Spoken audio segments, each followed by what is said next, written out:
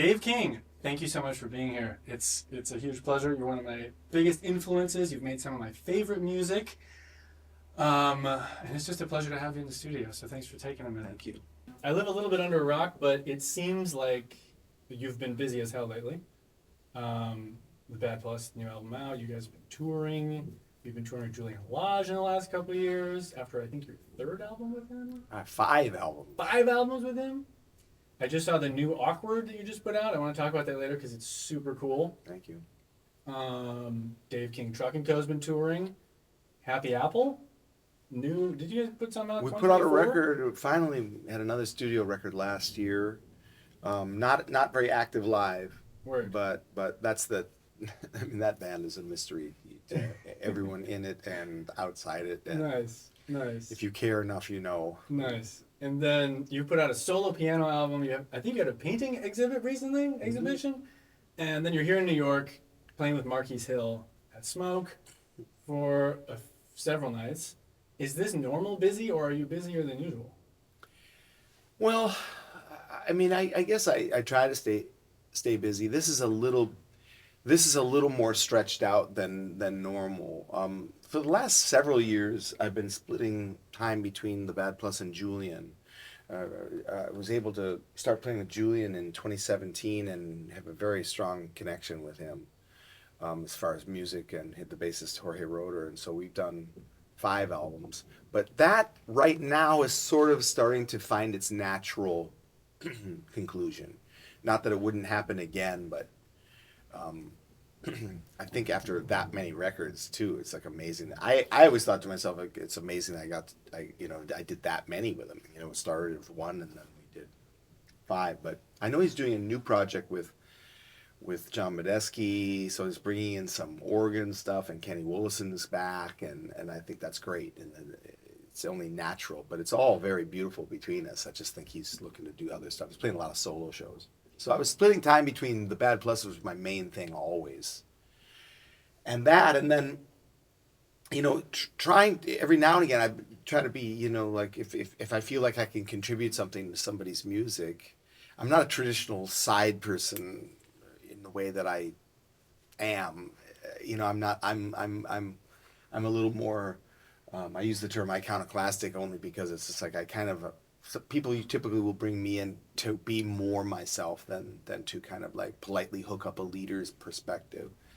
And that doesn't mean I can't do that, or my ego's so big that I need to be myself all the time. But really, my specialty is, at least if there is one, I think is to have an individuality perspective that either works or doesn't. Yeah, sure. So with that, like, what's it like playing with Julian? You said you guys have a really special musical connection. Like, why? What about what you do and what he does works so well? It's tough to put it into words. It happened right away. Julian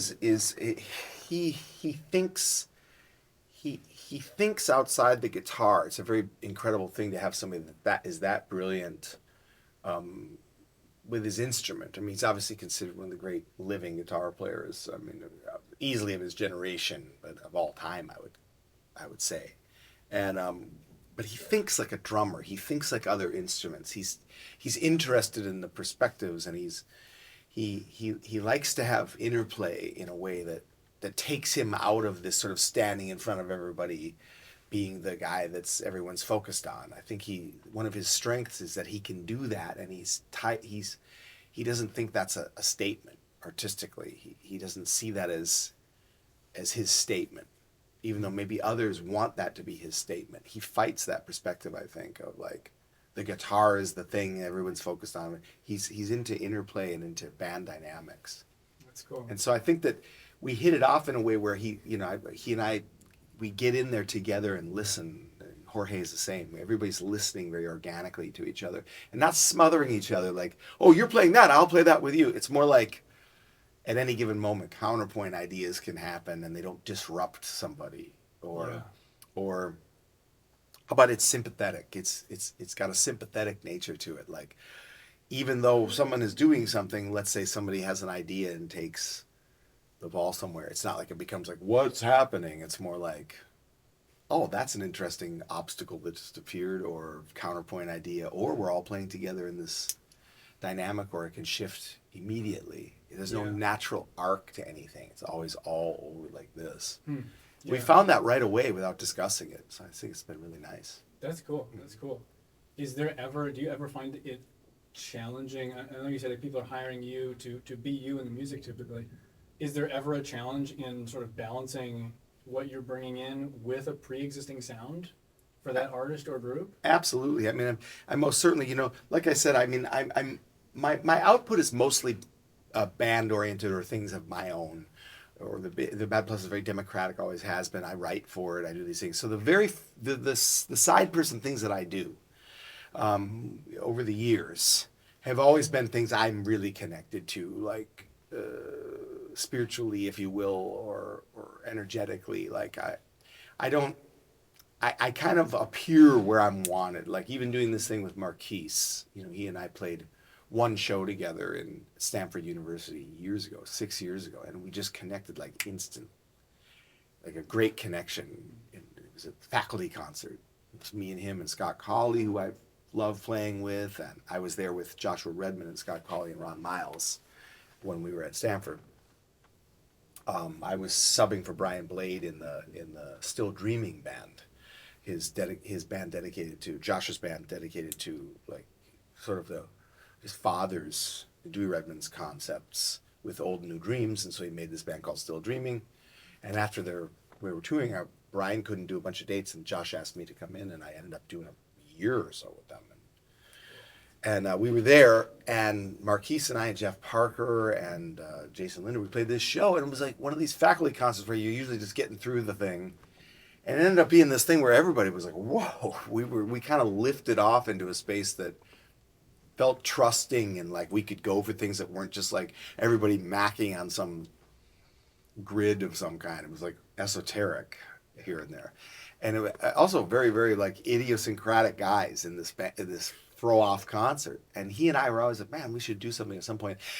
Just being able to say, like, I knew Marquise and know his uniqueness, and I'm like, that seems like I would fit better in there than someone that has a preconceived notion of what the drums need to be doing. And of course, this whole week he's just been going like, let's just use intuition together. He's not like any great leader.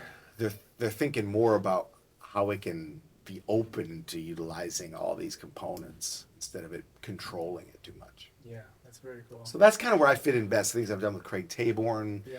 and the Chris Speed's trio and all these other things that I've done over the years that are regular things for me to be a side person. No one's ever telling me like, not worrying about like I've got to hook them up on some level with making them the star. Gotcha. Yeah.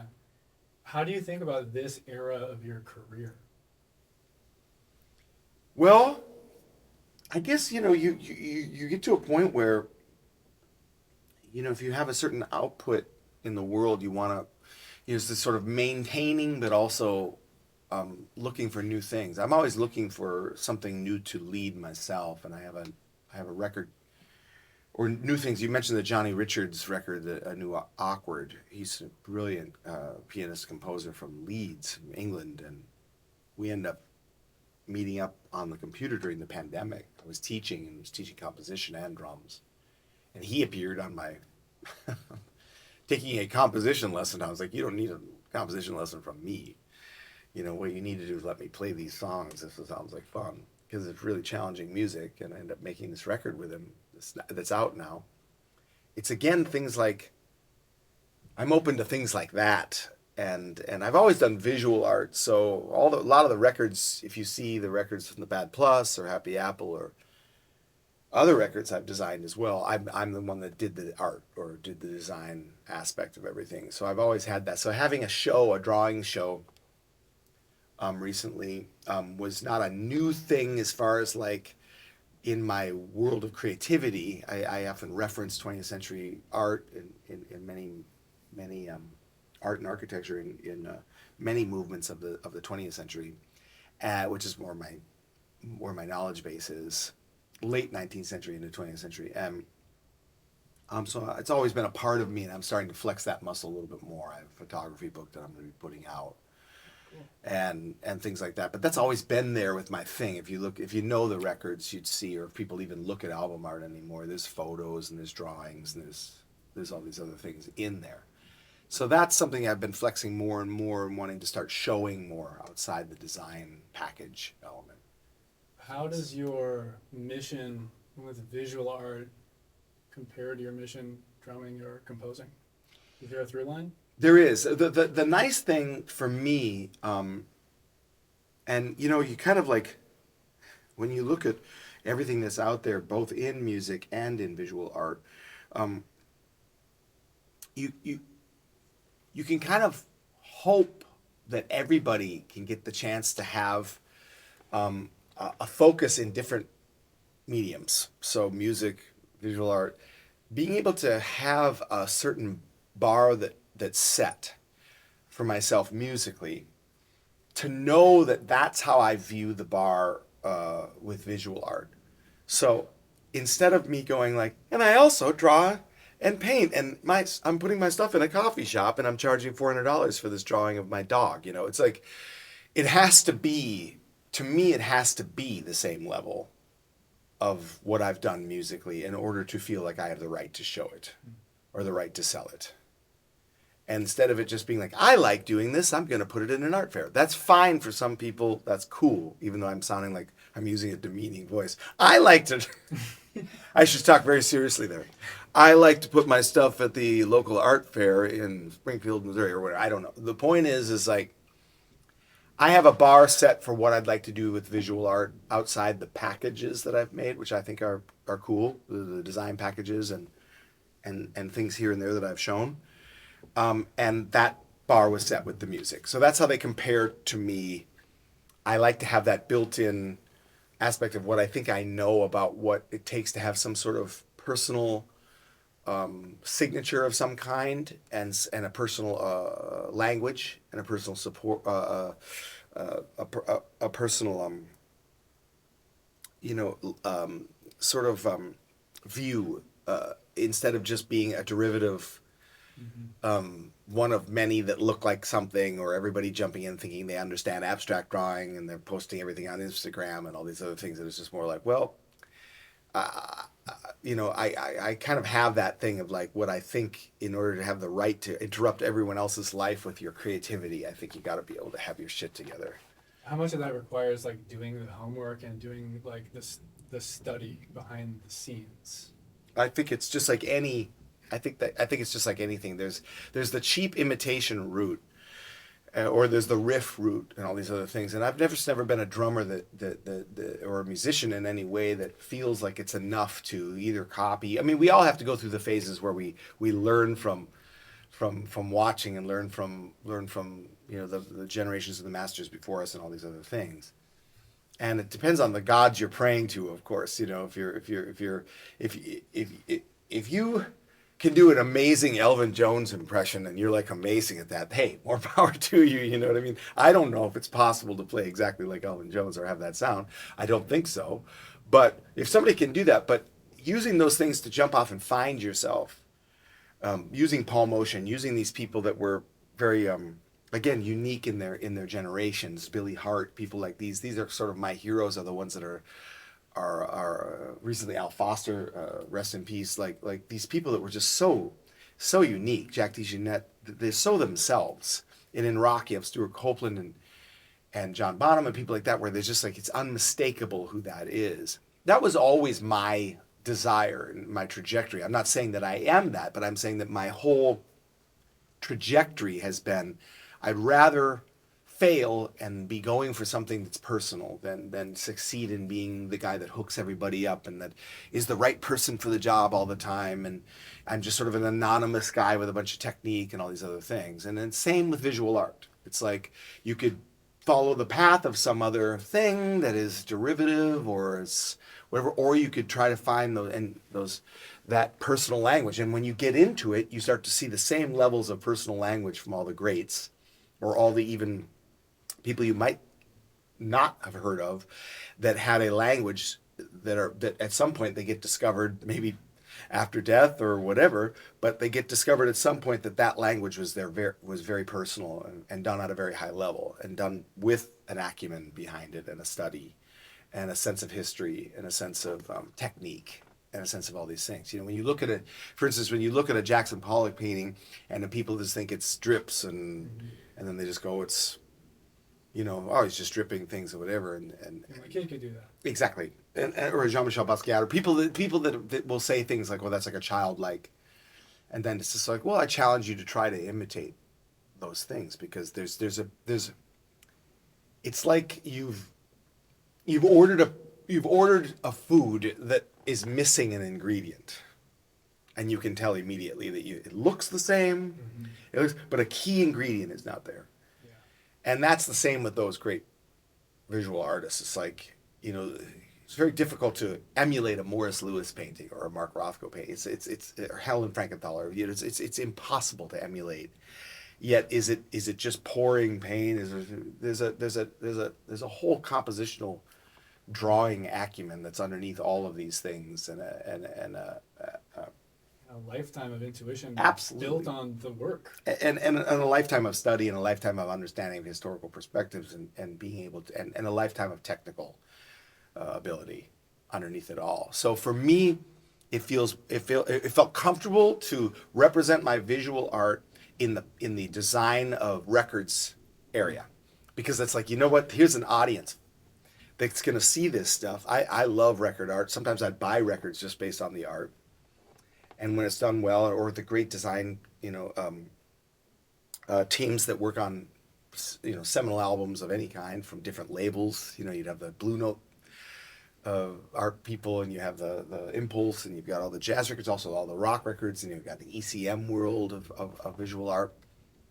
And so I felt that's a great way for me to get the language out there.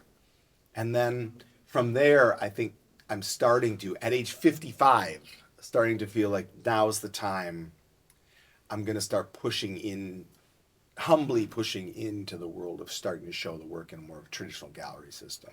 That's really cool. And that's what that first show was that I did last January. It was in Cincinnati, actually. And it was just one of those things. I was just happy to put things up for people to see. You have to be able to have something anywhere in any gallery system, at least for a matter of weeks, if you're looking to sell and people have to sit with the thing, come back. For me, it was display. I want to display before I worry. I'm in a position where I can play music to make a living and tour and do these things. Having a body of work that I can stand behind on the same way that I stand behind my records has been the goal. And I feel I'm there with paintings and drawings and photography at this point. So I'm going to start showing them more and more. You mentioned some people who are brilliant and possibly inspiring for you. Is there anyone, like contemporaries, that you think are particularly brilliant? They're on your mind a lot. Wow, they're on like the quest, the mission that they're on is really maybe stylistically not exactly or similar to what you're going for, but they like have the right quest that they're after. Are we speaking about musicians? I think kind of anything, maybe even not non-musicians. I'd be more interested to hear about. Yeah. Well, as far as there are many visual artists you know, it would be wrong to say it's new, but it's of today's contemporary generation. There are several that I think have an extremely unique visual language. I would say the painter Joe Bradley, who there's another painter that there's echoes that remind me of, but is coming from a different political and life experience is Oscar Murillo. There's Rashid Johnson, who's doing some really unique and amazing work. Of course, these people have been around for a bit now, but they're people that would be considered, in my opinion, more of a contemporary language that I'm interested in. Tracy Emin. Oh my gosh, you get put on the spot and you think about 9 million people at the same time, but it's like there's, you know, and of course I'm not naming people who are in their early 20s or anything, but I am naming people that are part of a generation that I would consider more of like, are getting a lot more notoriety. Cecily Brown. I mean, there's so many. I have to just like, I mean, if I had another 5 minutes, I could name so many But those right there are a handful of people that have been inspiring to me. I love George Condo, who's been around for a long time, but I always look at what he's doing. I find him to be brilliant and funny, and I don't know. He's combining languages in a way that I am inspired by using sort of a combination of the past masters meets some sort of contemporary framework around it, reframing old master style painting and drawing in a way that someone who's dedicated to different eras of jazz or different eras of music can appreciate what he's trying to do with taking text from other generations and being very good at all. Well, I mean, this is a genius, highest level painter and visual artist, but I relate to musically is Gerhard Richter. That's of course that's a Picasso level name in the world of art. He's now in his 90s, but he's a German painter, but been around since the early 60s. I've been very, very, very into his work for many years now. But one of the things that I've loved about him as an inspiration for any drummers or any musicians out there that are interested in this is the combination of being able to be a part of many schools at once and be able to kind of not think hierarchically. So instead of thinking free jazz and straight ahead and bebop and modern jazz and jazz that's inspired by R&B and hip hop or contemporary classical music or Indian classical music or all these other texts, he's a part of basically every painting practice. So photorealism, abstraction, German realism,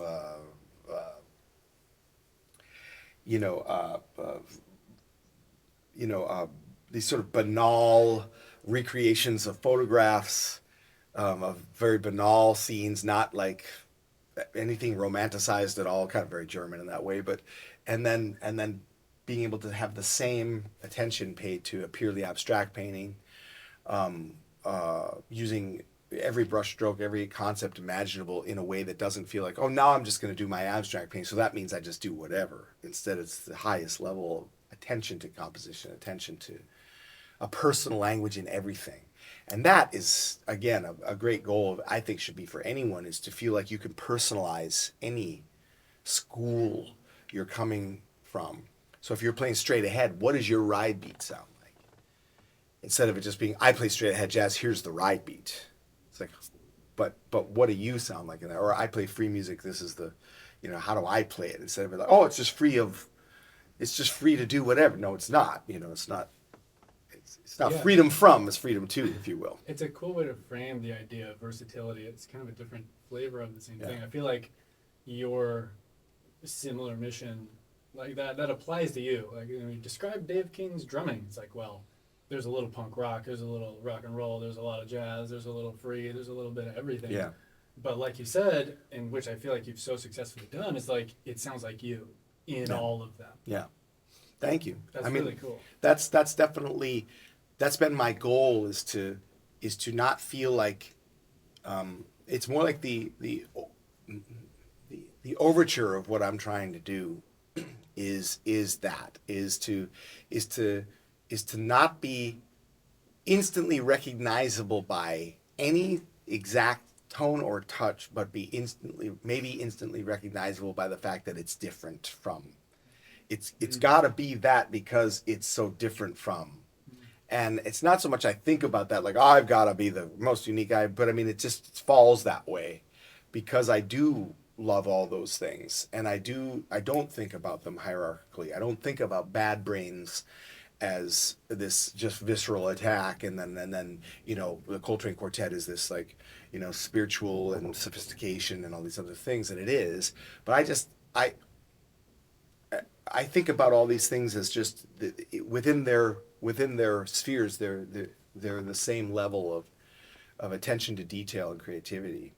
They were exacting aspects to these things. They were part of languages, and to me they should all be met where they are and honored. If it's good, it's good. And that's a cliche thing to say, is like good music is good music. But I typically think that way, and I always have. Grew up thinking that way. Grew up being into old country music that my mom used to listen to, or being into Black Sabbath, and then at the same time being able to listen to Mozart, be able to listen to Glenn Gould, playing the Goldberg variations, where when you're a kid and just going, wow, I just wanted to be a part of anything that was, like in the realm of the greats. Just try your best to get there, And what falls flat for you? Like, what is there a through line? Like when you listen to music and you're like, it's not really hidden. Yes. Like it doesn't have whatever those things you just listed have. Yeah. In fact, there's a lot, and I don't want to sound like I'm overly critical, but I'm overly critical of myself too. So I am somebody that has pretty strong opinions about music. A lot of times, what I'm not into is when I hear that sort of Gladwellian third circle of culture thing, where people are like, like the reason why, for instance, Nirvana was a great band is because, and why it stood the test of time, is because it had its foot in the first generation of punk rock and the first generations of pop music writing. So if you took something like the Beatles and you took, Black Flag or Minor Threat or something, and you sort of you could hear that Kurt Cobain was sort of like thinking about song structure in a way, and also understood that first circle relationship with punk rock. He lived that way. He was that way. It had those ingredients that was a part of like the DNA. And therefore it has that armor to kind of get through fads, get through whatever. AC/DC, for instance, just is the way it is. It's just that that's what they do. And it's got this thing and it sort of swings. They even talk about that. Then you can name how many bands that attempted these things after, and their foot was only in that second wave. Their foot wasn't in the first waves. So they're imitating the second wave, which, I could name names of bands, but I even heard a group the other day. I'll just say it. I don't care about this in the podcast, but I was at my friend's house and I was taking a sauna, and I'd heard of this band, but I was like, some radio station was playing from the 90s, and this band Bush came on. And I'm like, oh, Bush, this is what Bush sounds like?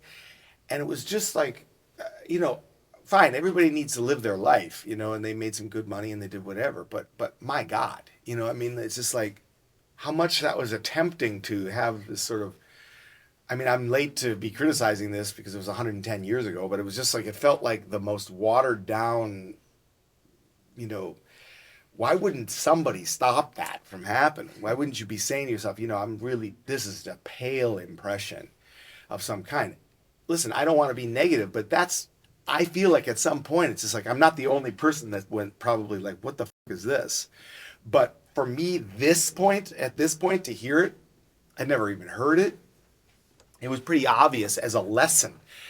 Don't be a part of the thing that rips off the thing. Be a part of the thing that created. We all have these gods we've prayed to and the oils we've soaked in as young musicians. And it's like, be a part of those. Try to let that be the shoulders you stand on. Know where the stuff is coming from instead of all the derivative stuff that made it in some sort of trajectory of pop signings, and just labels signing everyone that sounds like something. Instead, find those OGs, if you will, and maybe have that thing that you leap from. And it's the same in art. You could sit there and talk about the references. Jean-Michel Basquiat, for instance, who's had over the last 20 years an astronomical projection. I was into Basquiat as a high school. He was still alive when I started. I like to say that because it makes you feel better about it. Listen, I'm not one of these newbies that like Jean-Michel Basquiat, but if you know Basquiat's output, then you'd have to know and understand how much he loved people like Cy Twombly and also Franz Klein, all these painters, where you can start to see Basquiat's language just didn't come from nowhere, but he personalized it from a space that was extremely original.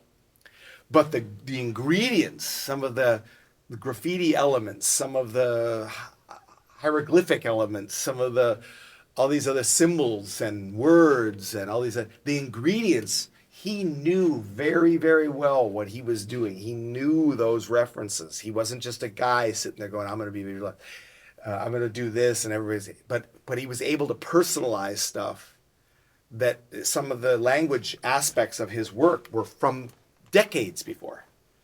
But he personalized it in a way where it's just like, wow.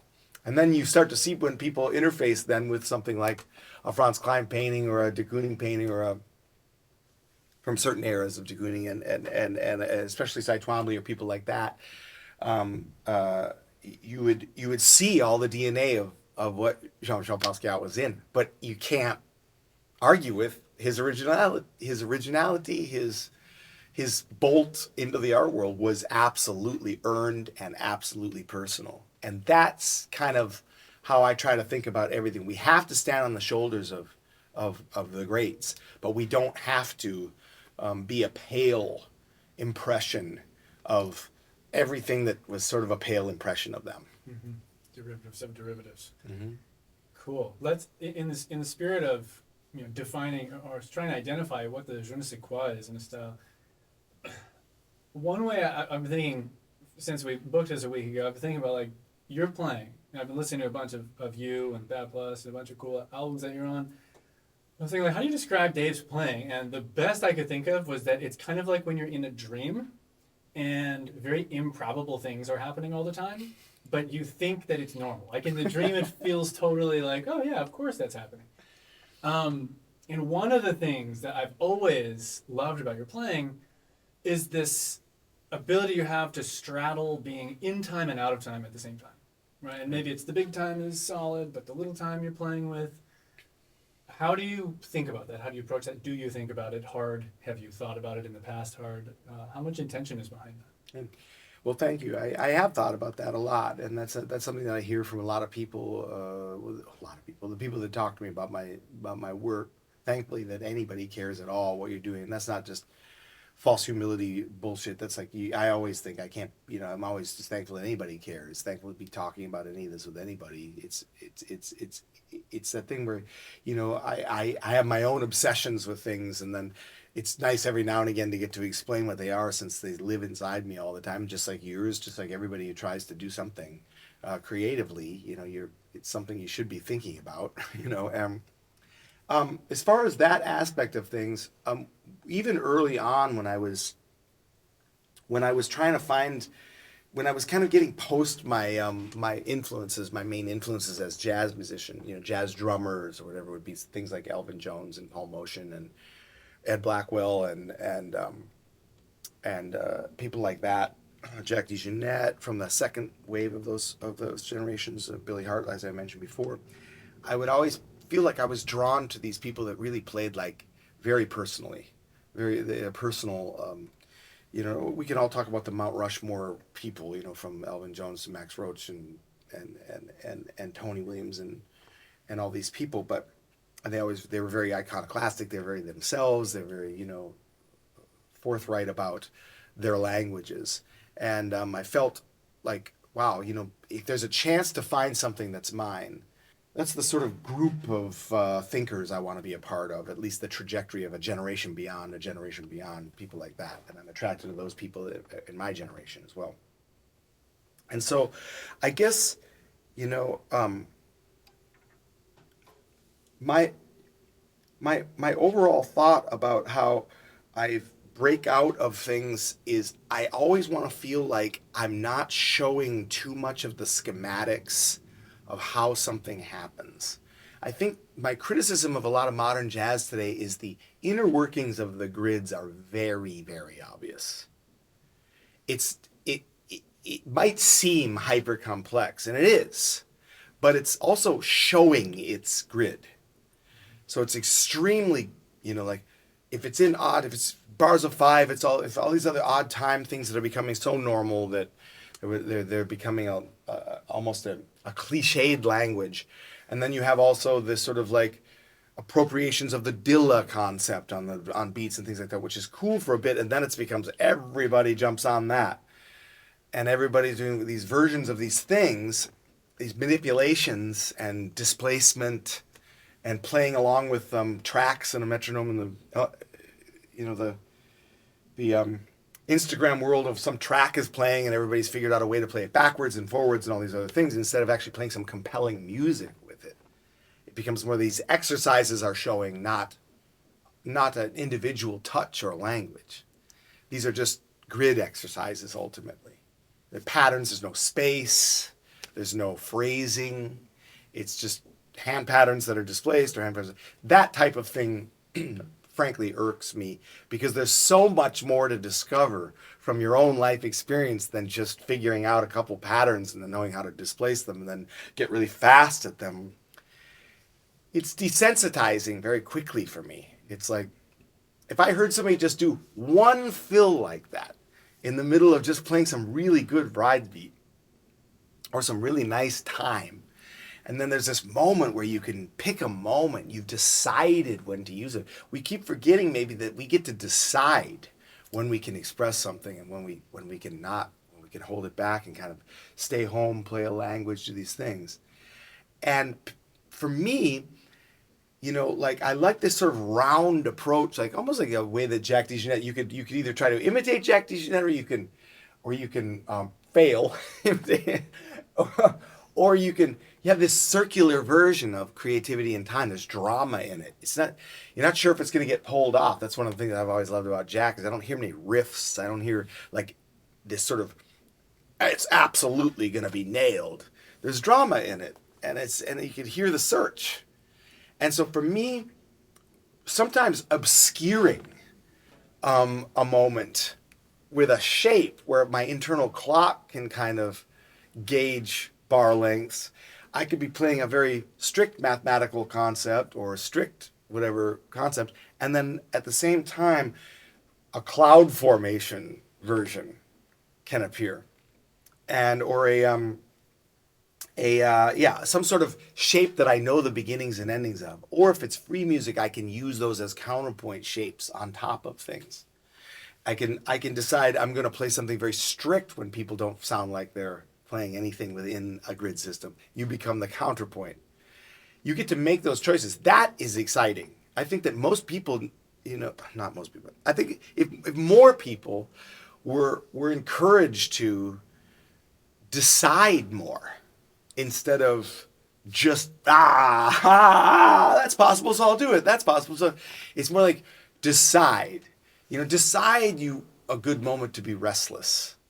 Decide a good moment to be a little outsized or a little bit of an obstacle or with the right people who wouldn't take it the wrong way and think you were being, hogging space. Or decide when you leave more space and drop out. One of the things I've been doing this week is thinking about when's a good time to drop out. I haven't found it yet. Last night's second set, I almost got there. I was like, what if I didn't play it here? It just didn't feel it quite yet that it still needed something from me, I think, here and there. Not that people had a deficiency without me. But I was thinking about it. Like, I like to drop out too, or I like to not play all of a sudden a song. That can be unnerving to people, especially when they don't know you.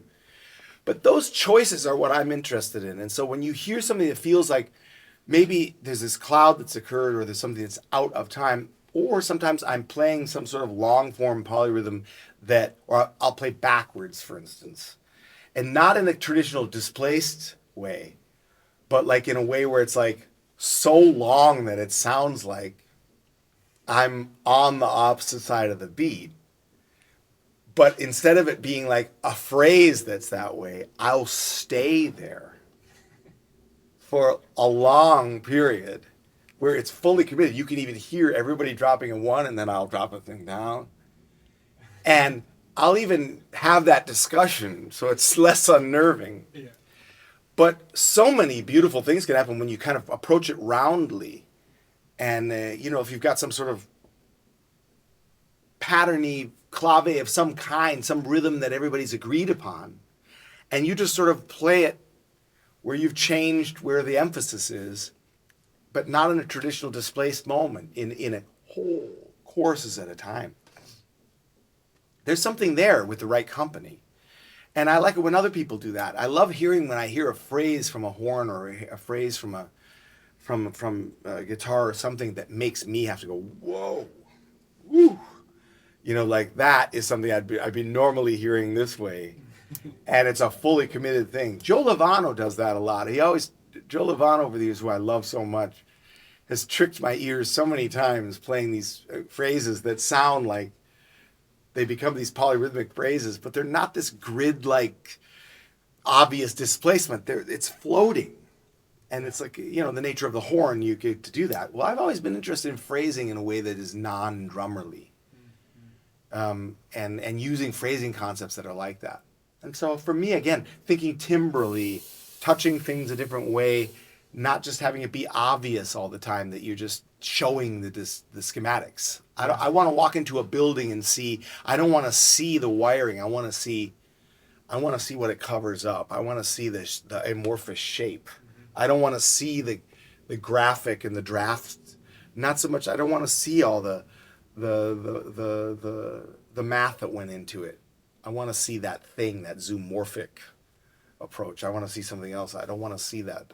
I don't want to hear sometimes how we got there. Yeah, that's really cool. Yeah, especially with, I mean, there's hyperattention generally in the drum world and in student drum world, and just like moving toward greater precision. Mm-hmm.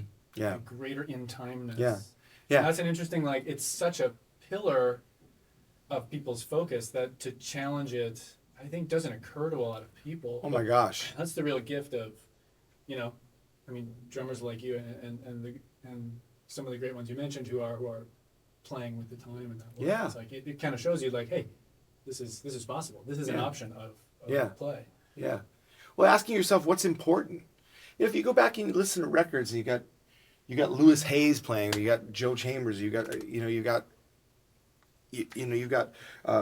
Art Ensemble of Chicago. I have a feeling that today, a lot of the time, if you played that way, like Don Moya or something, like let's say that's your language, you're the next wave of Rashid Ali or Beaver Harris or Milford Graves or something, and you're like, but you're playing some time and stuff like that. It seems like it would be unnerving for a lot of musicians today to have to deal with that sort of beat that it has a natural, great human time, but a natural, non-grid-like slight undulation here and there, a push, a Blackwell style pushing. But then you go and you listen to records with everybody, and everybody's like, woo, woo, this is this way, and you're just like, but where is that willingness to humanize today? You could be idolizing these albums, but you're not playing any of these languages. You're playing an exacting metronomic language all the time, and you've figured out a way to subdivide everything because you're playing to a sequencer all day long, and you're like, how difficult is it to set a sequencer and then start figuring out ways to manipulate it polyrhythmically, metrically exact? And then there's no mystery in that.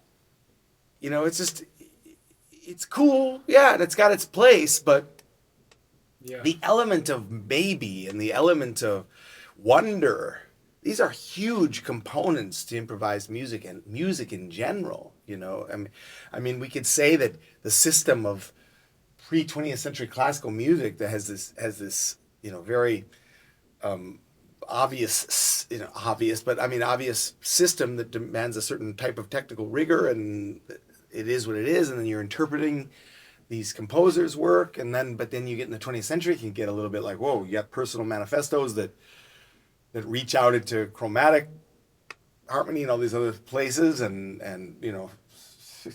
Xenakis style, measuring what a hummingbird wing does. I don't know.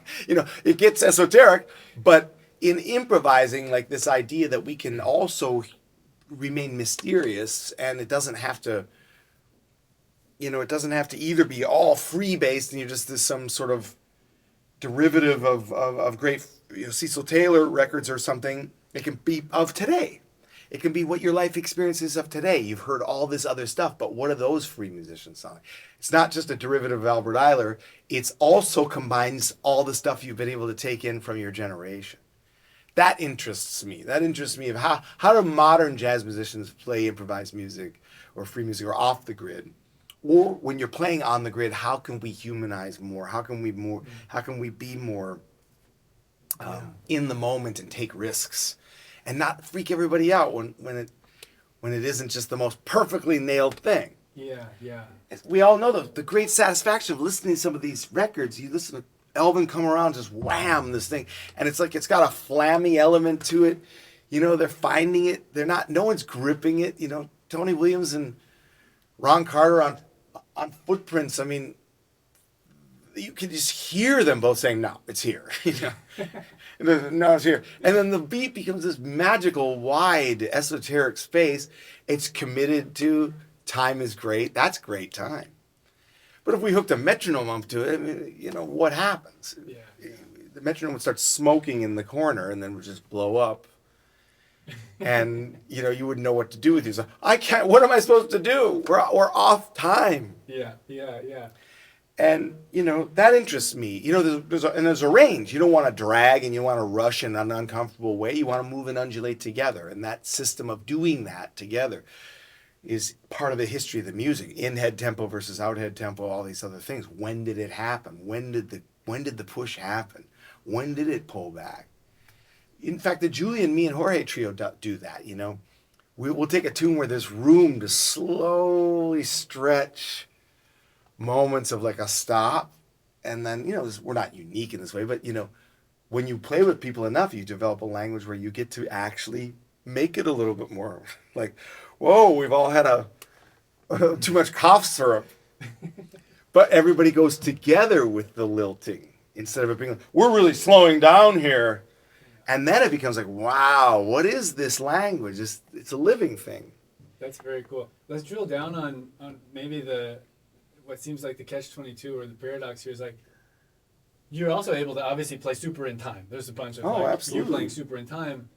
As far as like what has your practice life looked like that sort of leads to this more freeness? Is there and not to like try to force the math on something that doesn't ask for it, but how does one develop that? Where does that come from?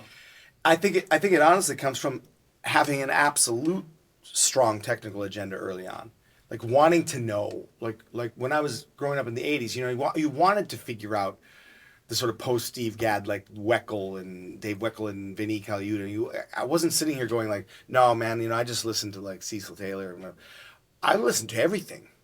I wanted to know what the great rock drummers. I love Pete Thomas of Elvis Costello. I want to hear. I want to know those sounds and those languages. I listen to the Clash. I want to know how to make punk rock funkier. I wanted to be a part of the dialogue of these great bands and these great musicians, these great master musicians from everywhere. Anything I could get my hands on. I just didn't think about it like, well, that's Black Sabbath. You shouldn't pay attention to that. You know, that's just a bunch of rock guys. But no, you know, in fact, Bill Ward I love, but Vinny Appice, the drummer that joined in the band in the Mob Rules record and then went on to play with Ronnie James Dio. I love him. If you go back and you listen to these Ronnie James Dio records in the early 80s, he's so unique. And playing a single bass drum for that era was kind of like amazing. That someone was, you know, Nico McBrain of Iron Maiden. I'm not sitting around thinking to myself like Iron Maiden is the magnum opus of all musical creativity, but it is a strange band. It has a staying power. It is a great band, and Nico McBrain's a great drummer. He's very unique. So I don't sit around dedicating my whole life to like understanding everything that Jack DeJohnette has done, even though I've devoured the Keith Jarrett the Keith Jarrett trio, and devoured a lot of his work. And really sat with it going, wow, you know, what is that? The trading in the Keith Jarrett trio alone is so mysterious. It's like, and then you start to realize, well, you know, it's not exactly, sometimes it's not an 8-bar grid. And so it's like just being able to be turned on by that level of mystery. For me, it's always just been like, if I feel like I can understand something technically, then I can start to modify it. And that goes back to even in the great painters we were just talking about. People that have decided to use abstraction as a form or automation or action painting or all these other things. You know, the Gutai painting movement in Japan. I believe there is a drafts draftsman level drawing ability underneath all these things. And I don't mean that it has to be, but you can tell that it is. And so for me, it was like, I'm going to try and get it all together the best that I can, being able to do, if I need to be able to do an impression of these guys, and just to know I can do it. Know that I wouldn't, it's not my language naturally, so I'm not going to sit there and just start copying these people and sound like that. I never wanted to copy anybody, but there were periods for me, drummers like Paul Motion, for instance, drummer Joey Barron, one of my great heroes, who's played with Julian now, is like, okay, these are really, really idiosyncratic, really one of one musicians in their generation. What are they doing? What is that thing? Get in there and understand what those worlds are that they're doing, and get that language together. Get an understanding of that language. And so for then I could manipulate it. And that's the same thing with the way modernism works in art. You want to be able to get this thing, and then you want to start manipulating. You want to be able to start, the word would be, distilling. Distilling, minimizing some moments. Like instead of it having to be all those things, what happens when you distill it? If you think about someone like Paul Motion, how modern that was, that thinking, that first circle relationship swinging to bebop, and then letting that go, but it's underneath all of this sort of like thunder and lightning type timbral relationship with the drums. But you hear the time the whole time. Even when it sounds like it's not, it's in there. And that's that distillation. It's extremely modern thinking. It's like taking yourself out of the ego of like, I got all these riffs and I got all this technique. Instead, he's playing music. He's playing a concept that's deeply personal. That was very like eye-opening. It would be like, I would consider Paul to be one of the great people, like Rashid Ali as well, some of the great free musicians, Milford Graves, to be the sort of able to distill where they were coming from, and then find something personal with it, and then leave things out, or modernize statements. Same thing with like someone like Dewey Redman. It's like when he's yelling into his horn in the Keith Jarrett Fort Yaw record, or some of the great free musicians, Albert Eiler, whatever, when they're expressing outside the swing era, outside the Lester Young tradition or something. It becomes, what is it? Is it because they can't, they don't understand that, or is it created not from limitation, but from a further exploration into how to express yourself? And think about rock music. You've got Chuck Berry, and you've got Buddy Holly, you've got these things that are brilliant, right? And then you've got, rock music isn't sitting around going, we got to be Chuck Berry still. It's like Chuck Berry, and then 30 years later, what are you listening to? You got New Order all of a sudden. Then you got Radiohead, and you got all these people playing, it's like, there isn't a deep concern about needing to sound like the original. They've distilled something else, and the art grew into this other thing completely, when the doors opened completely to it. And whatever, yet underneath all of those mechanisms, the drumming, everything comes from the beginnings of any rock music, of anything. And it's like that type of thinking, that the way that modern thinking works, like you're modernizing all the time. And that's, to me, that idea of knowing what you're doing in order to be able to manipulate it, control it, and not just do the obvious, not just do the thing, not just play the schematics for everybody, not just play the patterns, but make your choices to obscure, make your choices to be obvious. That's another one. Great tool of minimalism, just here it is. I'm not expressing. We would say that in the Bad Plus all the time, like very conceptual. That band, if it was anything, it's extremely conceptual. There isn't we just play, everybody brings in charts, we just play. No. It goes through a whole process of why. It's like not to be pretentious, but it's very art project-like. It's like, well, why? Is that enough? Is this enough? Is it enough you just got this tune? What is it? We would do things like, no, let's all of a sudden be really obvious. It's here. Yeah. That's the use of root position triads harmony. Like, what about that? Mm-hmm. And then what can you build with that? Well, you can build a lot of abstract melodic concepts over very basic triadic harmony. It creates an extreme tension that's beautiful. And so, like, when you're just like, oh, we were using those chords because we didn't understand 4-note chord jazz. It's ridiculous. You know, like you're creating it out of I just can't quite understand that Bill Evans harmonic concept, so I guess I just got to go like this. It's ridiculous. It's like these tools are there for you to use and for you to manipulate. Right, and don't leave the simple stuff, the allegedly simple stuff behind. Exactly. You kind of get that in the drums. It's like, it's like I did my singles, now I did my doubles, now I'm moving on to the cool stuff. There's a way to use all this stuff. Bring it with you. Yeah, it's profound. It can be very profound if everybody else is playing some insane shit and you just start playing some like jazz bossa nova, and not in a cute way, but in a highly music. Let's say it's fully committed. That's serious. And you've got this like Brotzman level free shit going on, and you're back to do dot dot dot dot and committed. Mm-hmm. That's interesting to me when it's done also earnestly. There's a time and a place for sort of ironic and post-ironic thinking and all these other things. Sometimes people would think the Bad Plus is being ironic by doing something like a jazz trio playing Iron Man or something like that, and it's like, or it isn't ironic at all, and it's an extremely heavy. It's a dead serious thing, and that is where the complex emotional aspect comes in and came in for us. It's like we have all this original music, we also play contemporary classical music, play standards, play whatever, and then when we're playing some rock stuff, it's like you're not going to call Aphex Twin Flim at a jam session, you're not going to call Heart of Glass, you're not going to call Pixies tune. That's an opportunity to be like, oh, well, what does it sound like when a band does it unironic? Like, we're not sitting here going, Iron Man with a piano and an upright bass and drums. Yeah. It's just like, that's like first level bass emotion. Yeah. To think it's cynical, or bass emotion to just cast it aside as like, oh, isn't it ironic they're playing Iron Man? Really and also to become something else artistically when you start to meet it face on. And to this day, if anybody puts that on, I'm sorry. Put on our Iron Man from Give, and you're going to tell me that you think we're joking.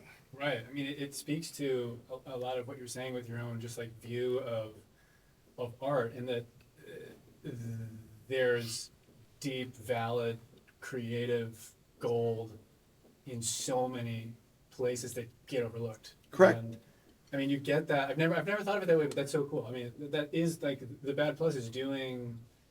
When you think about just the covers, dead serious versions of things that people do kind of cute or ironic, like you said. Exactly. And they can feel that way. That's fine.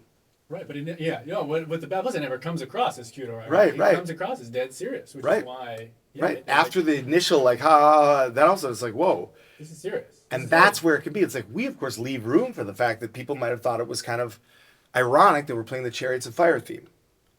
We recorded the Chariot, da da da da da da, but it's one of the most brutal, of our interpretations of something. It's on a record called Suspicious Activity, which is the only tune that wasn't original. Like, again, people not realizing the bulk of the music has always been original music.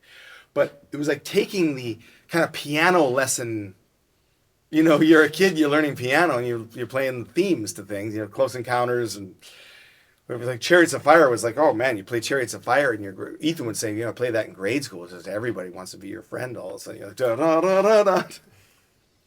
And we were like, okay, we're facing off with Chariots of Fire. Well, that can be an incredibly complex and beautiful space to be in, because it's like you can absolutely leave room for the fact that someone is going to interpret this ironically. Of course, we're not that dense into thinking that it's like, oh, it can be kind of funny if you see a piano trio playing Iron Man and Black Sabbath. But then when you're hearing it, to meet it on its own terms and to see what we were doing with it, we were using it as a space to jump off of to play open music or modally or whatever. And a lot of thought went into it. A lot of thought went in the arrangements. Sometimes more thought than any of the original music. It was a bigger challenge to try to personalize that music. But then it's like, we play that. We played Valoria by the Pixies. We played it. It's been years since we've done anything like that. But it was it was our music then. We weren't playing a song by the Pixies anymore. It was our music now. It was like, no, we play it this way, and no one's going to play it like this. This is ours. And we approached it with that energy. And that you can hear it in the music. I think that we can all make those choices. We can use what tool is right for the job, and we can mix it up, and we can leave things out. That's what excites me about creativity, about drumming, about writing, about about painting, about anything, is the beauty of the choice making. And I like to see more choices being made. I like to see people thinking about what to leave out, what to put in, what to personalize. When you hear a saxophone player that's not just playing saxophone language, but you can hear them considering what option there is, that's an immediate thing for me. I zero in on that person that plays that instrument. You've played with a lot of people, obviously. Do you think the Bad Plus is unique in how much intent and how many questions are being asked and how? From my experience, I mean, I'm not going to minimize that other, well, number one, it is unique in the fact that it is a band. So people can say they have bands, and then all of a sudden they've got two different people on the road with them or three. There's no subs ever in the Band Plus. Even his third incarnation, there was never subs. So when Ethan left after 18 years and Orrin Evans joined, the brilliant Orrin Evans, that was it. Me and Orrin and Reed made 2 albums, toured everywhere for years. Then the pandemic hit. We kind of had to reassess. Orrin wanted to maybe out of the pandemic go back to doing much more of his own led projects, which he always did. So that was completely understandable and amicable. And was like, you know what? Since Reed and I kind of formed the band to begin with, the sort of nature of it, Ethan as well, not to minimize him, but Reed in fact was of all the original compositions wrote the most. I wrote the second most amount. So you're immediately challenging the preconceived notion of the drummer and the bass player being that level of contribution. But I named the band. The whole band concept kind of came from us growing up together, Reed and I. So to continue it with Ben Monder and Chris Speed in a way of just flipping it completely from a piano trio, but having the DNA of that way we go about it, the same questioning, the same no subs. This is the band. You have the shirts have a logo there. It's like, who you're going to see. You're not, we don't show up and there's a different saxophone player all of a sudden. Or, well, that is unique to in many, there are other bands, but not many that have lasted that long with a name. Bands like a Kneebody and I mean, my band Happy Apple's just as old, if not older than the Bad Plus. But you have different Medeski, Martin Wood, but there you've got whatever. But if you have the Brad Meldau Trio and it's the same people, but it's still Brad Meldau Trio, it's not the same as having that band. Modern Jazz Quartet would be the one that I would get, or the Paul Motion Trio with Lovano and Frizzell. That was an equal, clearly democratic thing, but it's the Paul Motion Trio. It's not the same as the Bad Plus. Yeah.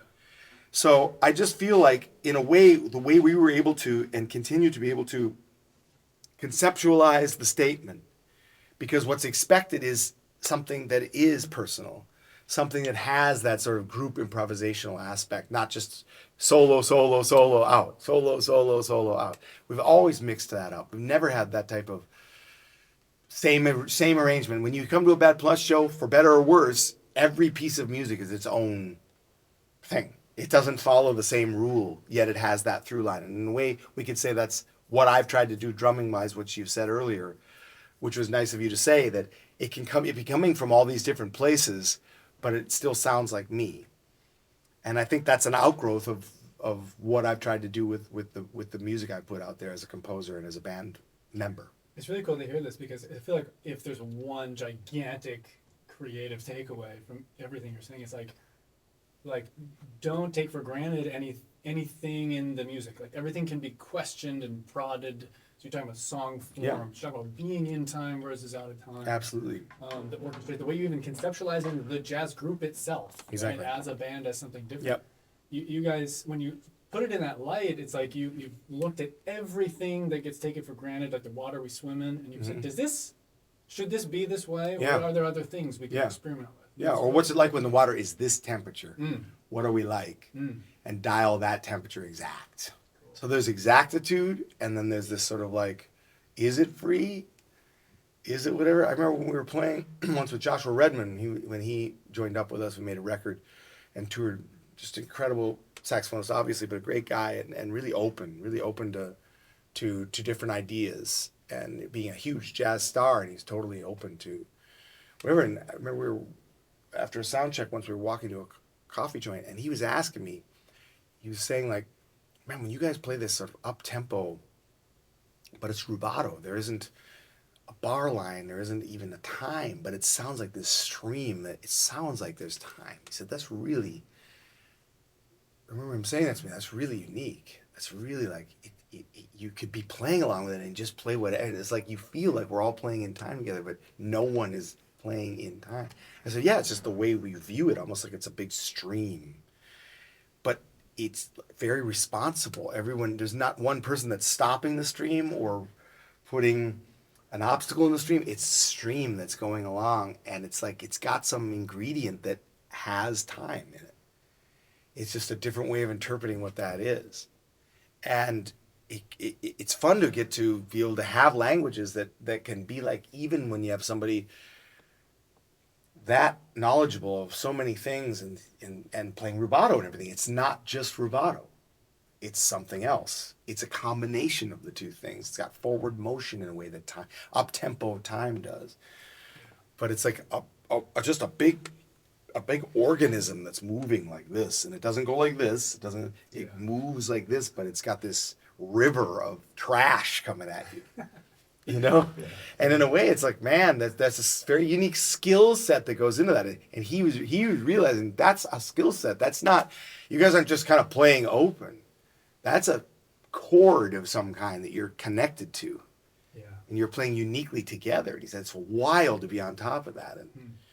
And I know that that's a part of, there's some people that really know how to do that type of thing where you can hide and manipulate. And then there could be exacting time and mathematical structures that aren't so obvious. And that's one thing that I'm very interested in is, how do I divide things? How do I subdivide things? How can I play polyrhythmically where it's not so, it's not so obvious? And then sometimes I'll play like the most obvious mathy polyrhythmic moment, obvious but still complex or whatever I'm trying to do, which is obviously on some level try to create tension through complexity of some kind.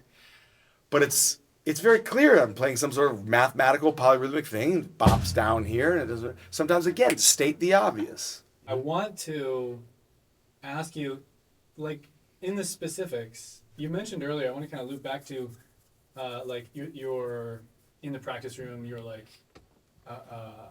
Digging into certain stuff, sort of mastering it to iterate on it.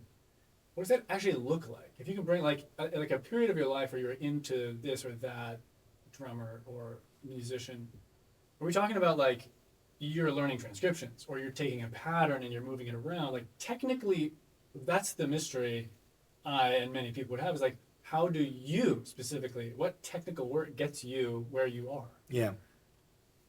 Well, just like anyone, I mean, I went through the pain wall years of things like stick control, things like the Ted Reed language, learning the rudimental, the ritual, the Alan Dawson thing. I had teachers and a couple of great teachers, but for me, I also am a very natural sort of autodidact personality. Like I would dive in myself. Just my education based on listening to as much music as I could. And from a pre-streaming, even pre-CDs era, and not having the money to go buy records all the time, I would go to the library and check out records and just devour albums, devour languages, listen at night, listen overnight, fall asleep to the music, almost like decide on a language. I was gonna know Miles Smiles. I was gonna know it. So it's gonna be on my turntable as a 15-year-old, 16-year-old. I'm just gonna leave it on side A for 2 weeks at a time. And then you would be shedding what you hear. Yep. And I would sit there and just be like, okay, well, a lot of times I would isolate. I'm gonna just play the ride cymbal. One thing for me is always isolate too. I would pull cymbals away from the drums. And I'd be like, I'm going to try and make things happen. That's why I do a lot of things, even when I'm soloing, quote unquote, or doing clinics or anything like that. A lot of times I won't play cymbals very often. That comes from that. Is developing melodic patterns, developing these things, but then also having the rudimental background, a stick control background, a snare drum etude, background, but always coming from a place of I'm discovering it.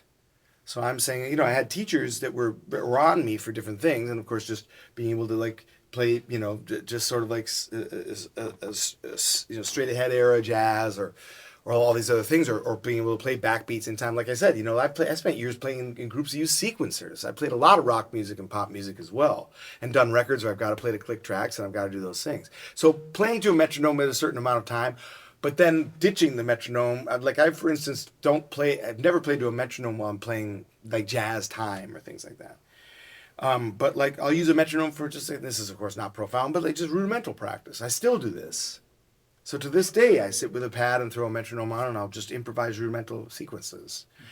Nothing profound there, nothing any different from anybody else would do. Or if it was something I was working on, whether it be like bell pattern-y kind of things, applications of certain types of West African rhythms that I've been really into. Of course, that I've just devoured Ed Blackwell and all those patterns when I was a kid, and I love the melodic aspect, the sort of marching tritom aspect of things. I like to use themes. I'll think to myself like, what if I solo in this sort of grand marching band drum corps vibe, even though I'm not coming from a drum corps tradition, but like my soloing will be that all of a sudden. The way that I'll put that in a mixed media way on some jazz gig or some whatever. I joke about it during my thing, Rational Funk, my show, Rational Funk. I joke about mixing medium in the form of that, but actually there's very serious undertones to that.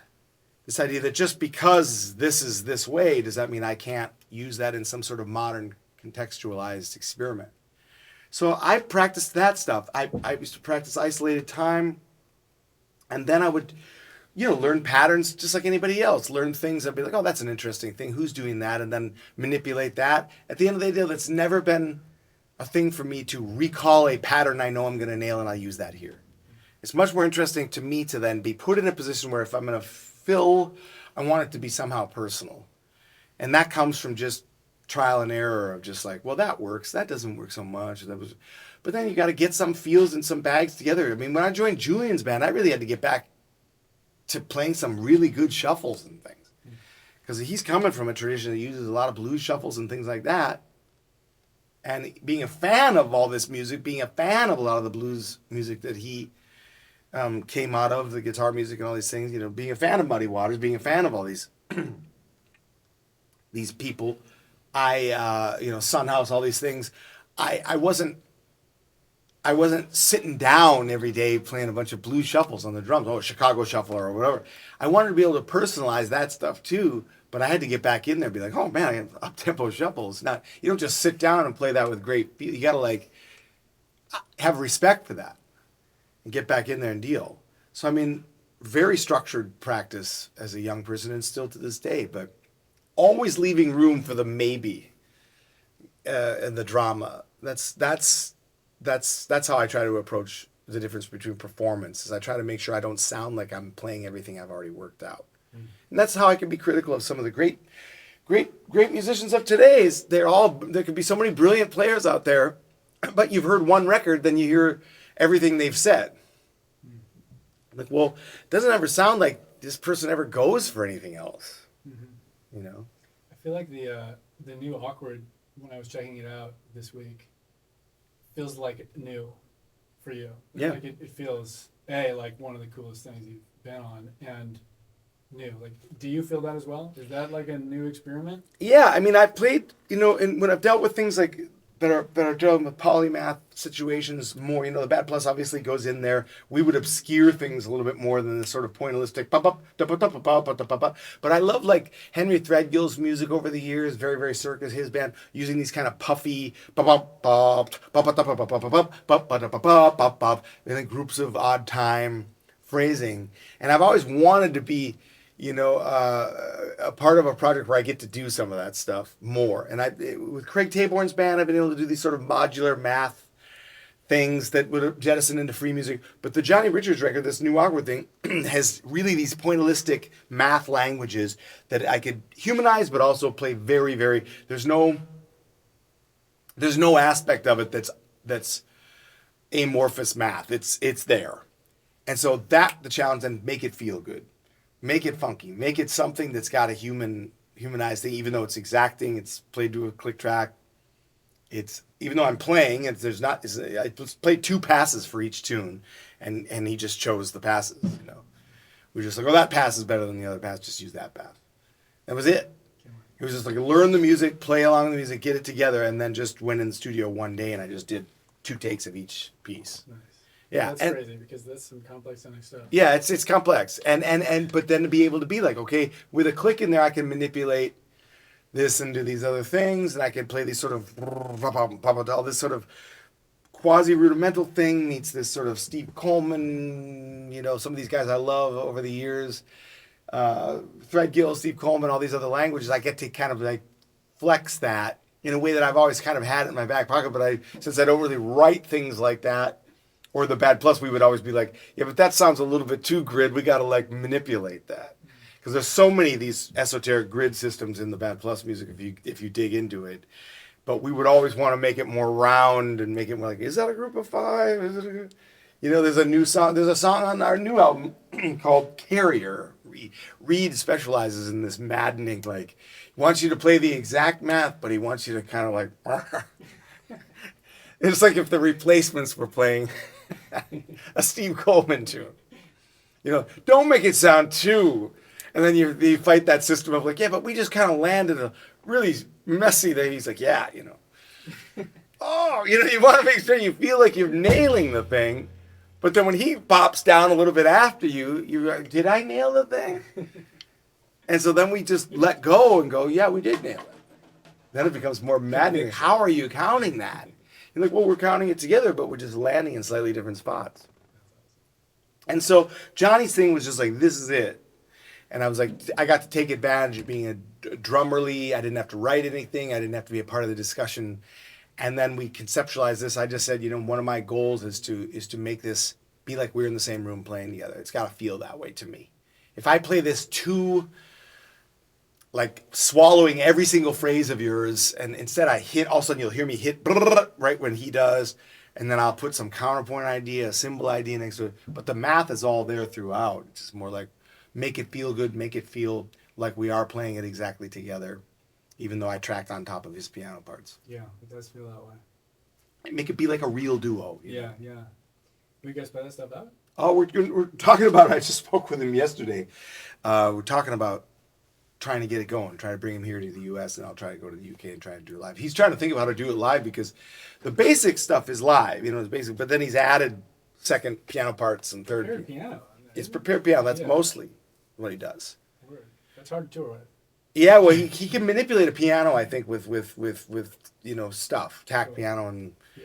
But he's definitely he's thinking about how to use some effects and things like that because there are some effects obviously, but the basic piano stuff is playable in one.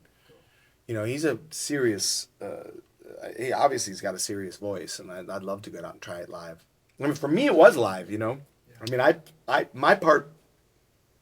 I just took it down each one, and it's like, let me try that again. But it was luckily I had a click, and I could at least know if I'm locked with that, I could experiment with going around. And obviously it's not easy, but it was like something I'd had experience with, so it wasn't like, oh my God, I got to do this to a click track. It's like. And you did your homework. I did. I spent time learning it, and that was a great way to spend some time during the pandemic as well, learning his music. Nice. Last question for the people: will there be more rational funk? No, probably not. We felt like the original, the fact that there was like 60 some episodes originally, and then we brought it back during the pandemic. Some people didn't know we did. We brought it back from 17 episodes, and we asked for donations, and we ended up donating money to some artistic causes, and we obviously had production expenses because during the pandemic we had to go to a studio that was locked down to record some of it. Then we went to my basement for the second half of it. We lost access to the studio we were in. But we ended up coming back. Those are some of my favorite ones, is the ones where we came back in 2020 and we did 17 episodes. Me and this guy Joe Johnson, but we do have a new project that we're doing. I'm shy to call it a podcast because I'm not going to say it's like so unique that it challenges the notion of what a podcast is, but it kind of combines. I also had a radio show with him called King's Speech for 5 years on a big independent radio station, which is still archived. It's on this radio station, The Current, at 89.3. It's a NPR station, NPR affiliate coming out of Minneapolis. You probably know The Current. Yeah. So we had a jazz show called King's Speech for 5 years that also went down during the pandemic, which combined, a very, very real and learned, acumen-based biographies of different jazz musicians playing people of today, people from the past, doing, also DJ collections of a lot of music you would never hear on the radio. Mostly none of it you would never hear. And also it was on a rock station, which was, we had a jazz show every Sunday night. Kind of classic education hour, 9 p.m. For 5 years, they kept it going. So kudos to them. But this new thing we're working on kind of combines both ideas. It's got a lightheartedness. There'll be some interviews. There'll be some, but also just like a listen list, a watch list, a conversation, almost tangential conversation about art mediums being connected. Sometimes in a lighthearted way, sometimes in a very kind of like get in there and deal with this architect. And all of a sudden you realize this building of this architect appeared at the Mary Tyler Moore intro. And it all of a sudden jettisons off into talking about Mary Tyler Moore. You can talk about, Ted Knight. But we began talking about the architect Philip Johnson, who designed the IDS Center, which is at the beginning of the, it's that type of thing. It can sound silly and tangential, but my hope is that it's engaging and makes people walk away kind of going like, maybe I should check out this painter. In a less traditional like podcast talking about the movies we've been watching. Is it going to be in like on the podcast app, or is it a video thing? It's a video thing, and I'm not sure it's going to be on a podcast app. It's going to be a video and an audio thing. We're just figuring out a way in a sea, an ocean of those things out there. How do we purport to do something slightly different? Yeah. And again, it's going to contain the sort of surrealist humor at times that Rational Funk had, that contained, truths, we hope, inside it. But it'll always be this sort of thing that jettisons off into the sort of esoteric humor thing. Hopefully that sets it aside from some of the dry conversations about art and music that are out there. Sounds like a blast. Can't Yeah, wait. Dave, yeah. thanks again, man. Thank you, my friend. I appreciate you having me.